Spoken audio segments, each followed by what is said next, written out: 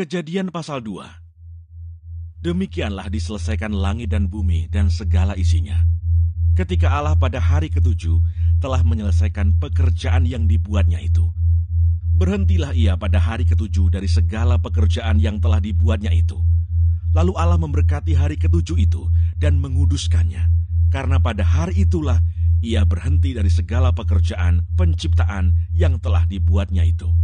Demikianlah riwayat langit dan bumi pada waktu diciptakan. Ketika Tuhan Allah menjadikan bumi dan langit, belum ada semak apapun di bumi, belum timbul tumbuh-tumbuhan apapun di padang. Sebab Tuhan Allah belum menurunkan hujan ke bumi, dan belum ada orang untuk mengusahakan tanah itu. Tetapi ada kabut naik ke atas dari bumi, dan membasahi seluruh permukaan bumi itu. Ketika itulah Tuhan Allah membentuk manusia itu dari debu tanah, dan mengembuskan nafas hidup ke dalam hidungnya. Demikianlah manusia itu menjadi makhluk yang hidup. Manusia dan Taman Eden. Selanjutnya Tuhan Allah membuat taman di Eden, di sebelah timur.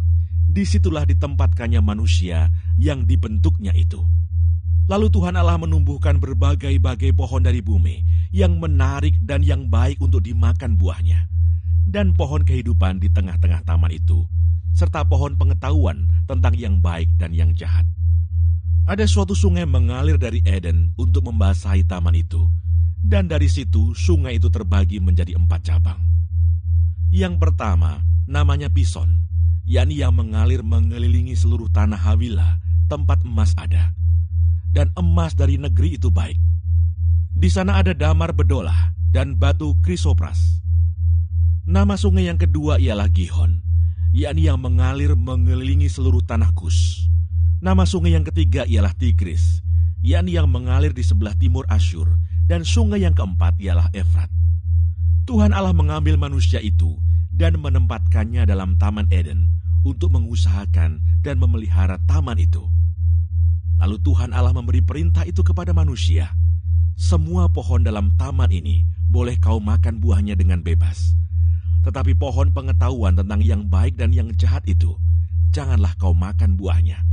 Sebab pada hari engkau memakannya, pastilah engkau mati. Tuhan Allah berfirman, tidak baik kalau manusia itu seorang diri saja. Aku akan menjadikan penolong baginya yang sepadan dengan dia. Lalu Tuhan Allah membentuk dari tanah segala binatang hutan dan segala burung di udara. Dibawanyalah semuanya kepada manusia itu untuk melihat bagaimana ia menamainya. Dan seperti nama yang diberikan manusia itu kepada tiap-tiap makhluk yang hidup, demikianlah nanti nama makhluk itu.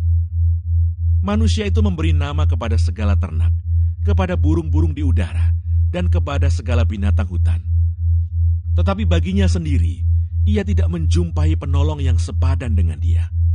Lalu Tuhan Allah membuat manusia itu tidur nyenyak. Ketika ia tidur, Tuhan Allah mengambil salah satu rusuk daripadanya, lalu menutup tempat itu dengan daging. Dan dari rusuk yang diambil Tuhan Allah dari manusia itu, dibangunnyalah seorang perempuan. Lalu dibawanya kepada manusia itu. Lalu berkatalah manusia itu, inilah dia, tulang dari tulangku dan daging dari dagingku. Ia akan dinamai perempuan, sebab ia diambil dari laki-laki. Sebab itu seorang laki-laki akan meninggalkan ayahnya dan ibunya, dan bersatu dengan istrinya, sehingga keduanya menjadi satu daging. Mereka keduanya telanjang, manusia dan istrinya itu, tetapi mereka tidak merasa malu.